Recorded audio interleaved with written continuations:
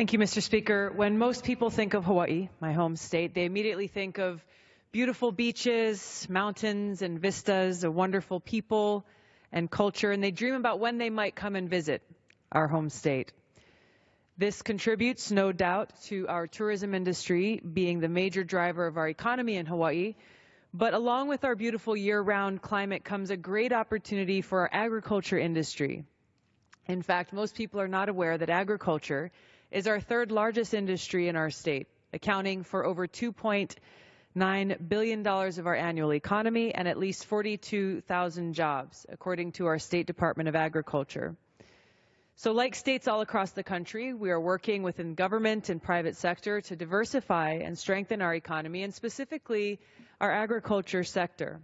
However, one of the greatest threats that we are seeing in Hawaii and across the country to agriculture are invasive species. The macadamia felted kosid is one of more than 4,300 invasive species that threaten our agriculture industry.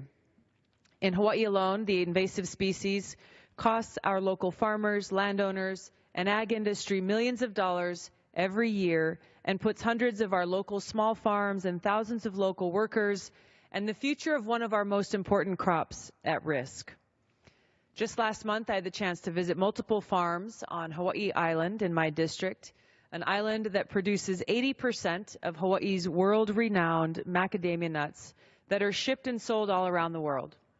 I heard one story after another from our farmers about how this tiny invasive insect is destroying farms and threatening livelihoods that really brings many of our communities together. At just one of these more than 620 macadamia growing farms in Hawaii, this insect destroyed 500,000 pounds of macadamia nuts in just 1 year. Like most things, you can't fix a problem that you don't fully understand.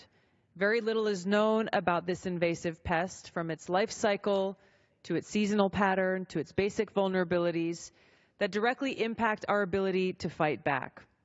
That's why I've introduced the Macadamia Tree Health Initiative today. My bill would authorize much needed research and development to combat the macadamia felted kosid and establish an area-wide integrated pest management plan in areas badly affected by this invasive pest.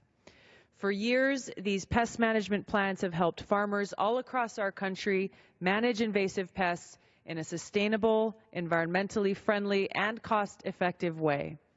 My bill would build off this pattern of success by bringing together local stakeholders, researchers, and other key players as we search for comprehensive solutions to keep the macadamia felted kosid and other invasive species from further destroying our local farms and this important part of our domestic agriculture industry.